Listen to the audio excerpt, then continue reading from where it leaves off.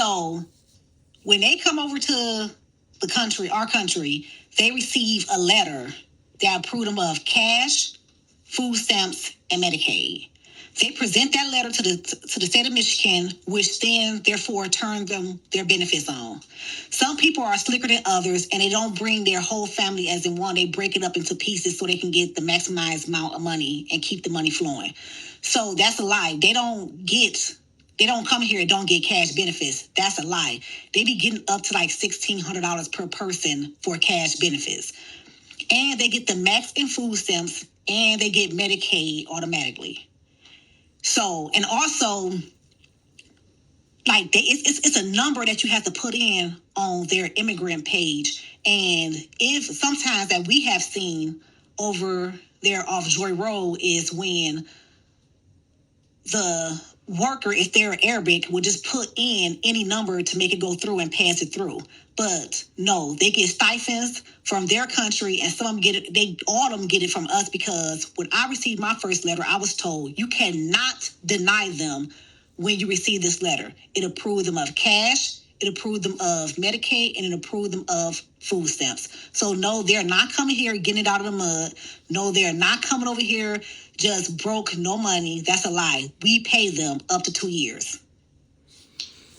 Okay, so my question is that so when we have an issue where a lot of the immigrants are coming to this country and they're able to build businesses within a short period of time, are we saying that these immigrants that are reporting that they're coming over here dirt poor and that they're working for pennies of dollars and they're saving up their money to build businesses, we saying that's not true? They are getting government assistance from the country that they say they don't like, although they're over here. Is that true or not true? We help them. They get funds from the Michigan Department of Health and Human Services. They get a letter, and it gives them cash automatically, food stamps, and Medicaid. That's a lie. They receive funds from us, and they get it up to 2 years. Okay, so another question. So you've seen like families of Indians or families of Arabs that come over here, and they won't report to the FIA as one family. They'll break it up into multiple pieces of one family so they can maximize what they're getting from the Department of Health and Human Services. Yes. Or also a wife will come over here and say that she don't know where her husband is. She haven't talked to him, and so they can use that as a benefit as well. But they really do be living with the husband. That's when we supposed to open up an investigation, but every worker don't do what they supposed to do. I had a lady who claimed that she haven't seen her husband in years, but she had small children, and she said that she came here and moved in with her in-laws. But you haven't seen your husband in years, you have to pay attention.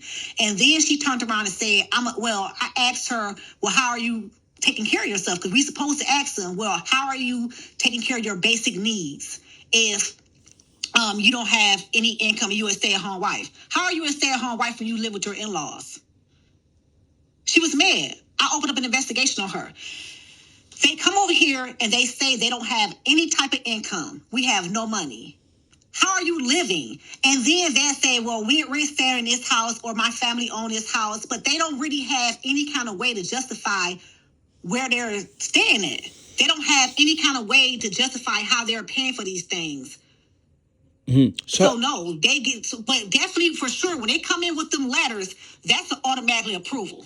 Oh. But when they come over here, period, it's like they're here. And so they have like these numbers that we have to put into the system.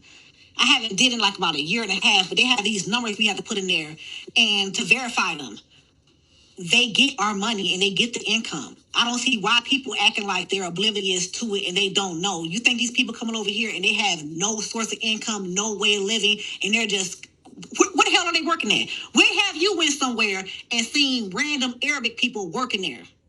Immigrants. Where have you seen that they're working there? Tell me, because I ain't never seen nowhere. Okay, so I got another question for you. Is it true that in the district you worked in, is it true that you would see some of these immigrant women from who are Arab and Indian, they would be pulling up to the FIA office in Range Rovers and expensive foreign cars, Mercedes and stuff like that? Is that true? Yes, all the time. time. But guess what, though? You got to fault the workers, too. Because we see what's in the parking lot. But in their case, it tells you to report your vehicles that you have, and we see them in the parking lots. They don't even ask them what vehicles you have. You're supposed to. All those are assets. Their houses they live in and everything else is an asset. I don't even see how some of them are getting approved with the asset limit that it is. But a lot of people don't do their due diligence, but they know it. You know how I figured out that the policy for the Michigan Department of Health and Human Services was online and that you could pull up every policy is when a man called in and told me that he was denied a benefit.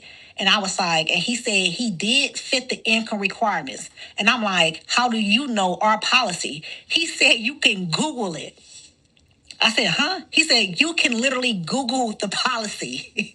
It tells you how you get approved and not approved. So, okay. So once I got off with him, I Googled it. And that's true. They can beat the system because the documentation and requirements are online.